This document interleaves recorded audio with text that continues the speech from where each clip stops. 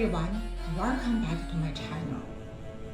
Imagine standing on a desolate, sun-scorched desert canyon where the golden limestone walls reflect the heat that has remained unchanged for thousands of years. Above you, a natural mountain peak shaped like a pyramid, an alcove watches over the landscape. You are standing in the Valley of the Kings, the final resting place of the most powerful rulers of Egyptian's new kingdom. For 500 years, from the 16th to the 11th century BCE, this quiet body was the most exclusive neighborhood in the world. Today, we will explore why the pharaohs chose this hidden valley, how they designed their internal homes, and the incredible story of the boy king whose golden face eventually mesmerized the world. Part 1. Historical background. The shift to secrecy. During the Old Kingdom, pharaohs built massive pyramids to reach the heavens. However, these towering structures acted like giant rock missiles for grave robbers. By the time of the New Kingdom, the pharaohs changed their strategy. Why this location? First, isolation. The valley is hidden behind the cliffs, accessible only by a narrow path. Second, symbolism. As mentioned, the peak of Alpine resembles a natural pyramid, providing the spiritual benefits of pyramid without the construction labor. Third, the West Bank. In Egyptian mythology, the sun rises in the west, the gateway to the afterlife. Therefore, the city of the dead had to be on the west bank of the Nile.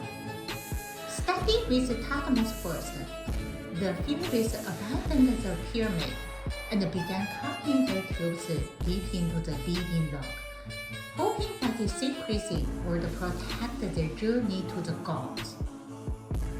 Part 2. Architectural features. Houses of eternity.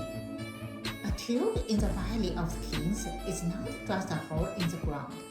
It is a complex house of eternity. The architecture was designed to mirror the sun's journey through the night. Key architectural elements. 1. The descending corridor. Most tubes consist of a long, downward sloping hallway.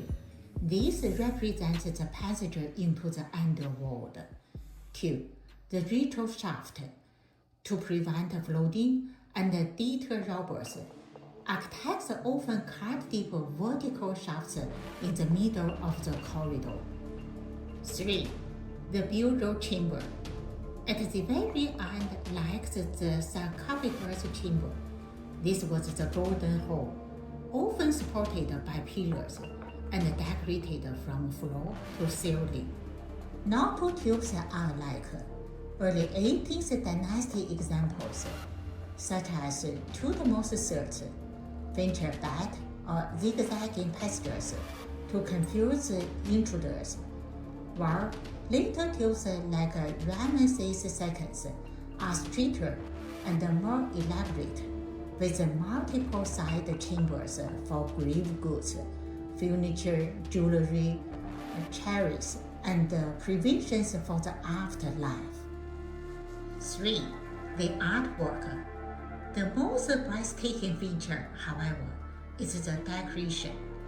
Walls and ceilings are covered in vibrant paintings, reliefs, and hieroglyphs, depicting the pharaoh's journey through the underworld alongside gods, such as Osiris and Anubis.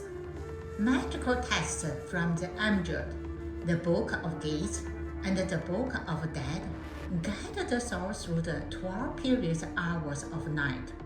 Astronomical ceilings showing stars and constellations, while the sky goddess Nile often arches protectively overhead.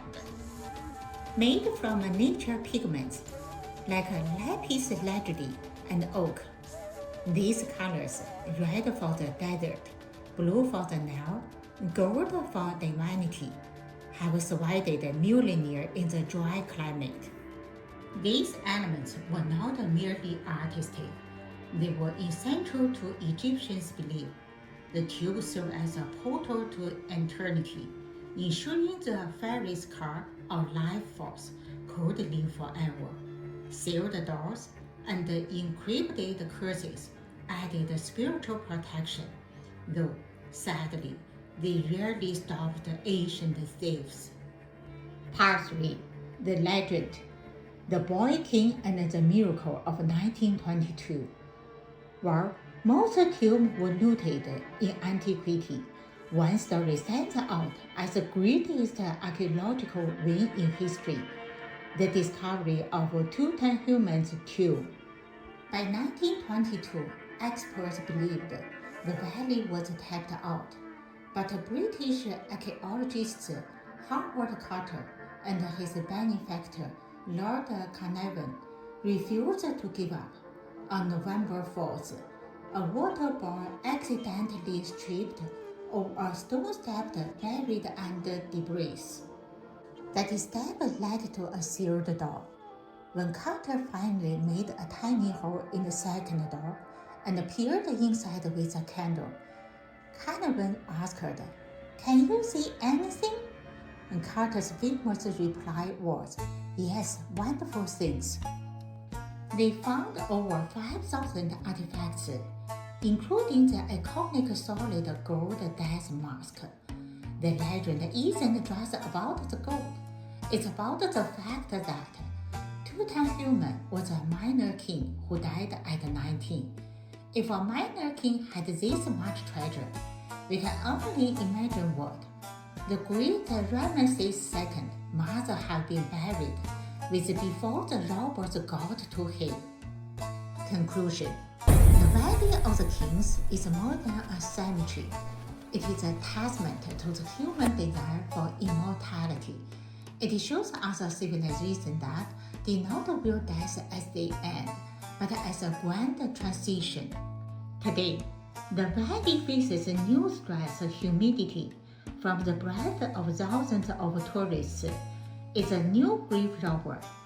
As we look back at these magnificent structures, we are reminded of our responsibility to preserve them so that the Pharaoh's quest for eternity might actually succeed through our memory of them. Thank you for joining me through this journey. If you like, please order, share, and subscribe. See you next episode.